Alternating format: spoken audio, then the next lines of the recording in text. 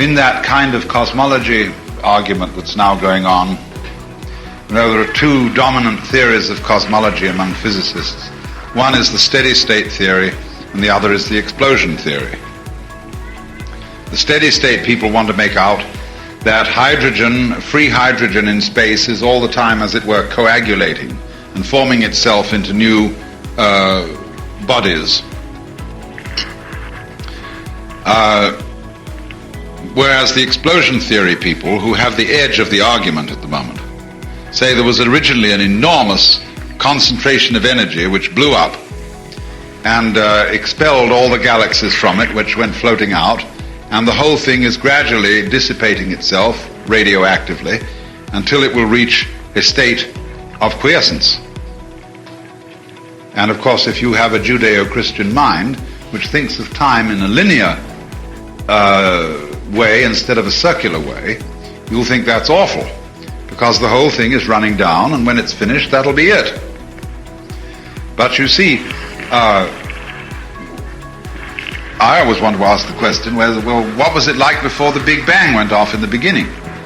Probably pretty much the same state of affairs as when it all petered out in the end. In other words, whatever happened once can always happen again, given enough time, or given enough something or other. I'll settle for either the steady state theory or the Big Bang theory. It doesn't make much difference, except by way of describing the pattern, how it happens. The question of whether it happens, I always figure that whatever did happen could happen again. I like to think about myself. Well, I'm a kind of a funny phenomenon that this universe is doing. And it's done me this time. It may do me again later on, maybe a million years from now. It'll do me again, not quite the same way, but rather like me, near enough to be me.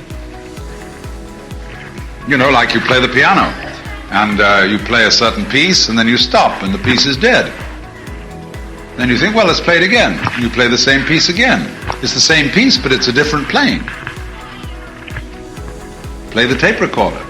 I've got the tape on here. I can play it. Then it stops. Then several days later, we can put it on and play it again. It's a little different probably, but same process. And every time the universe plays any one of you, each one of you it plays is I. See, everybody calls himself I. And you feel you're I just as much as I feel I'm I. That is to say that you're the middle, the sensitive center, out of which everything looks. And you call yourself I, well, that's my name. And everyone is I. The only trouble about being I is that you can only be one at a time. See, when a child asks, who would I have been if my father had been someone else? Mommy. Well, the funny questions children ask. Well, you had to be someone in order to be anyone. But every someone is I. And it's all, as it were, the same I, looking out through different eyes. You put an electric light inside a black sphere and make holes in the sphere, and all the holes are different, but the light at the bottom of it's the same. Something like that. That's a kind of a rough analogy. But anyone knows from a physical point of view that every organism is simply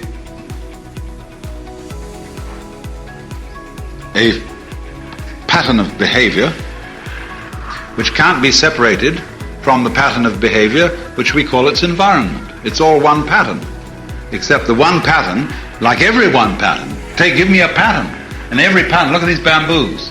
There's a pattern.